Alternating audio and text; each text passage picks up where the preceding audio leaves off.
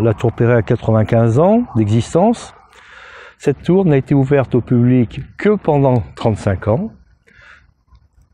Elle est fermée depuis 60 ans. Donc ça vous donne un peu l'ordre de réalité de la chose.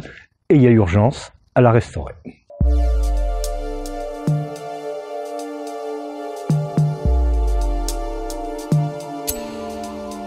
Toutes les associations dont je vous ai parlé sont toutes des associations du patrimoine grenoblois et on a tout un point commun pour reconnaître que cette tour Perret est un symbole important du patrimoine grenoblois. Elle est le symbole de la grande exposition de 1925, que nous n'avons pas connue personnellement, mais dont chaque grenoblois reconnaît que cette exposition a été un événement majeur dans l'histoire de Grenoble. Ça a marqué les esprits, Grenoble s'est fait connaître dans le monde entier. C'était vraiment une exposition internationale qui a eu un énorme succès. C'est une petite ville, Grenoble. Il y a toujours eu des expositions internationales, Paris, Marseille, Lyon, mais qu'une petite ville de 90 000 habitants se lance là-dedans, mais c'était une gageure, pas possible. J'étais jeune, j'ai jamais eu l'occasion de monter, parce que bon, je faisais partie d'une famille nombreuse et qu'il fallait payer pour rentrer, donc c'était pas possible de monter tous. J'ai eu l'occasion donc récemment, grâce à Anne Maheu qui était la responsable à la mairie du projet Tour Perret, qui nous a ouvert les portes de la tour il y a 2-3 mois, voilà. Et c'est magnifique, On a fait des photos fantastiques et on a un point de vue qui nous a rendu encore plus amoureux de cette tour. C'est fantastique, l'intérieur de cette tour est fantastique, que je ne connaissais pas, et le point de vue là-haut de la plateforme, c'est quelque chose dont il faut faire profiter non seulement les Grenoblois, mais tous les touristes de passage.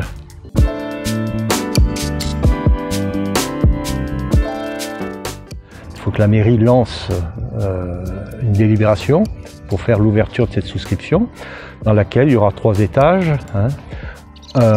Les institutions, État, département, région, ville de Grenoble. Il y a un 2e étage, c'est le mécénat, les grandes entreprises. Et puis un 3e étage dans cette participation, c'est une souscription populaire, ouverture de la souscription à tout le monde, à tous les Grenoblois. Et c'est sur cet aspect-là sur qu'on s'inscrit, parce que nous, on veut que cette tour Perret soit prise en compte par les Grenoblois eux-mêmes et qu'ils participent à leur façon, de façon même très modestement, mais c'est important que chaque Grenoblois se sente impliqué par les travaux de rénovation qui vont coûter quand même une somme assez importante. Sortir 8 millions d'euros, bon, pour une tour en béton, certains diront c'est peut-être un peu cher, voilà. Mais quand on voit ce qu'elle représente à Grenoble et ce qu'on pourra peut-être en tirer comme bénéfice lors des usages qui sont prévus de cette tour, je crois que c'est un investissement qui sera certainement rentable pour la ville de Grenoble.